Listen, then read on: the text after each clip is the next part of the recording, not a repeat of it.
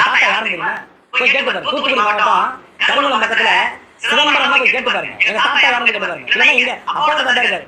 தென்காசி மாவட்டம் வீராணம் பக்கத்துல பெரவாசன் இருக்காரு. போய் கேட்டு பாருங்க. அவர் யாருமே கேட்டு பாருங்க. ஊத்துமலை போய் கேட்டு பாருங்க. வீராணத்தை போய் கேட்டு பாருங்க. இந்த மாதிரி சாதி பெருமை குடும்ப பெருமை பேசுறவங்கலாம் முதல்ல அடிச்சு. ஓகே, இந்த நாய் வந்து ஜாதி வெறி பிடிச்ச ஆளுங்கிறது எனக்கு முன்னாடியே டவுட் இருந்துச்சு. என்னடா பிரபாகரனை தூக்கிட்டு வரானுங்க, அப்படிலாம் இருக்காது அப்படிங்கிற மாதிரி ஒரு மைண்ட் செட்ல இருந்தேன். கண்டிப்பா பிரபாகரன் கொள்கையை பின்பற்றுறவங்க ஜாதி வெறி பார்க்க மாட்டாங்க, மதவெறி பார்க்க மாட்டாங்கங்கிற ஒரு மைண்ட் செட்ல தான் இருந்தேன். இந்த நாய் பேசுறதுல தெளிவா தெரிஞ்சிருச்சு இந்த நாய் ஜாதி வெறி பிடிச்ச ஆளுதான் அப்படின்னு. என்ன சொல்றான், எங்க அப்பா யாருன்னு கேளுங்க, எங்க தாத்தா யாருன்னு கேளுங்க. இதுல என்னடா இது, எனக்கு உனக்கு புரியவே இல்லை.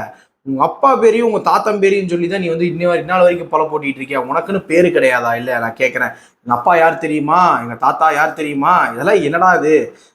உன்னை என்னமோ நினைச்சேன். சரி, ஓகே, விஜய்க்கு எகெயின்ஸ்டா பேசுறான், விஜய் கேவலமா பேசுறான், டிவிக்கு நிர்வாகி பெண்களை கேவலமா பேசுறாங்க.